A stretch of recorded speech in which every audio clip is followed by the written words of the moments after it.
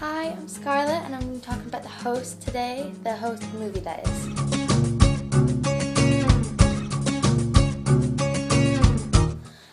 The movie came out in March earlier this year and I was really excited for it for when it came out because I saw the trailer and I just freaked out because the music and all the things just went together so well and it had me really excited. And before I'd seen the trailer, I hadn't actually read the book, so I saw the trailer and I was like, this looks amazing. So I went and I read the book and I have 2 copies. It's just that cool. So I read the book and I loved it and I love all the characters. So then when I saw the movie, I was really hyped up about it. And then just before I went to see it, it said that it'd gotten an 8% or something on Rotten Tomatoes, and I was just heartbroken because I thought it was going to be terrible. But I still went in with my hopes high, and I loved it. I thought it was really good. I thought they really managed to get the storyline across well, and not many people did. A lot of people really didn't like it, but I loved it so much.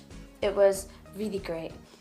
I really liked the actress who was Melanie, Saoirse Ronan. I really loved her portrayal of Melanie, and she when she was being Wanda inside Melanie, she was walking about, and the way she was standing, she looked really awkward and uncomfortable, which was really good because that's how Wanda is, because she's not really comfortable being in this new body. So I thought that was done really well. I loved Ian. Ian is my favourite character. I love him so much and I shipped him and Wanda so hard. It was so great. So yeah, I'm just gonna kind of pick out some of my favourite bits now and what little things I noticed within it. When the car chase, I wasn't expecting that, but with the whole 2 people who were going too fast and they surrounded them and then they crashed into the wall. I was that. My friend who went to sleep with me, she jumped. He was oh my goodness. I was ah.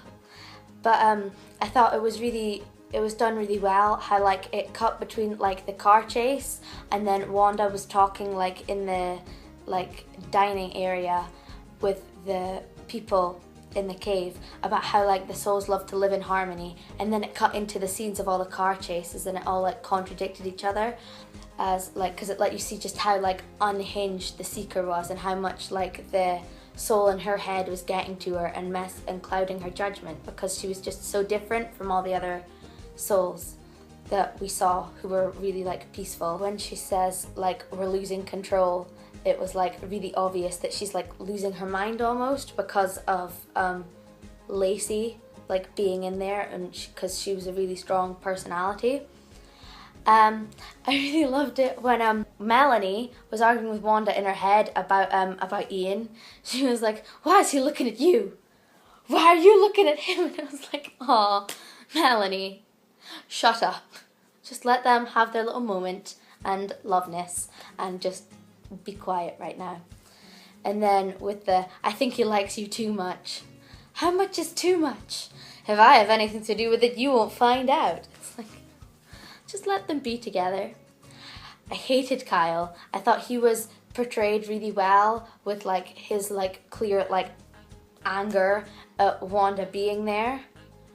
And then when Wanda saves him and Melanie's just no, let him die. If he dies, then he can't kill you. And it really shows you Wanda's character and how much she's just so compassionate about everybody, and she's not gonna punish someone just because they've been horrible to her. The Seeker played a really big part in the movie, and I think it was a bigger part than she played in the book. So it was we kept flashing to and from the Seeker, and I thought it was just a bit overkill. But I thought the part with the Seeker, she's sitting alone at her desk and she's determined to find Melanie, and then there's all the other Seekers standing in the corner. It was very Mean Girls-y. She was very excluded, and it was a parallel from where Melanie was when she first came into the caves, and because nobody would trust her and she was very on her own, and it's a parallel from that. The Seeker's very alone as well because they've both got just this endless other person inside their heads and they just can't get past it. but it shows like Melanie has gotten past it and worked through it and worked in harmony with Wanda, whereas the Seeker and Lacey have just argued and argued and argued, and it's driving her crazy, and they've both just gone in separate directions from there. And in the doctor's office, Doc's like, he'll live, and Ian's like, I wouldn't be so sure about that. I was really upset that they cut out the scene, you know, where they like put Kyle on trial almost, and like everybody stands up for Wanda, and she just says, no, it wasn't him, it was an accident, it didn't happen. And then they cut that out, and I was really upset because the scene that comes after that, where they all play soccer, is my favourite scene in the whole book. I love it so much. It's just shows how they all like come to accept her, and it's like, even though all this bad stuff's happening, they can see through it and like have fun at the end of the day. The scene where Ian and Wanda, they go outside and they like have the moment where he confesses his love for her, like admittedly it was like a bit quick, seeing as he hadn't known her very long, and he was just like, I love you, but like they can't exactly like show how long she'd been there very well in the movies, because they always have trouble building relationships, like particularly in like the Hunger Games. It was like she was with Rue 2 seconds, then Rue dies, and it's all, yeah. But yes, it was a good scene, and it kind of got the emotions of the two characters across really well. But the people in the cinema, when I went to see that, oh my goodness, I wanted to kill them all. I'm just sitting there with my jelly beans like, this is great, I'm appreciating this fine cinema. And then they all start laughing. I'm like, why are you laughing? You're not supposed to be laughing. This is supposed to be like heartfelt and meaningful, and you're like, it's so cheesy, meh. And I'm like, no, just shut up. I was about throwing my jelly beans at them. Oh my god, I wanted to kill things. No. The part with the dead soul, like where they like tried to remove it from someone's head and they just left it lying on the table, like it was upsetting and everything, but I couldn't get past the fact that it just looked so ridiculous. Like it just looked like feathers out of a pillow or something lying on like an operating table, and I'm like, what's going on here? It was really funny when they went into the hospital and she's like got like just one cut on her arm and like a cut on her face, and they're like, call Healer Forbes, we have an emergency. Like I couldn't, it was just so funny. They're like, oh, because like these days, like that's not an emergency. This is an emergency.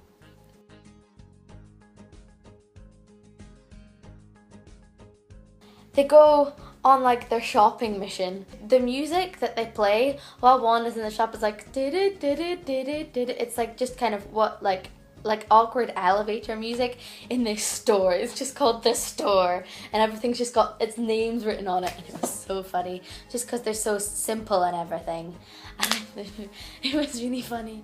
It was just awesome. So they're on their way home from that, and they find Wes sitting on the, well, not sitting because he's dead, he's like lying on the road and he's like dead and everything. And then the Seeker gets shot. All the people in the cinema, they just start clapping like, woo, this is so amazing, Oscars, woo, it's just, she got shot. And I'm like, the jelly beans were nearly in everywhere. I just got so mad. I was like, could you just let me watch this in quietness, please? No? Okay then. It was so rude. I was so mad. It was like one of the first showings, so I was like, these people who are in this screening should be like people who love the host and want to appreciate all the fine cinematography and awesomeness, and they were just being really annoying because I couldn't see what I needed to see.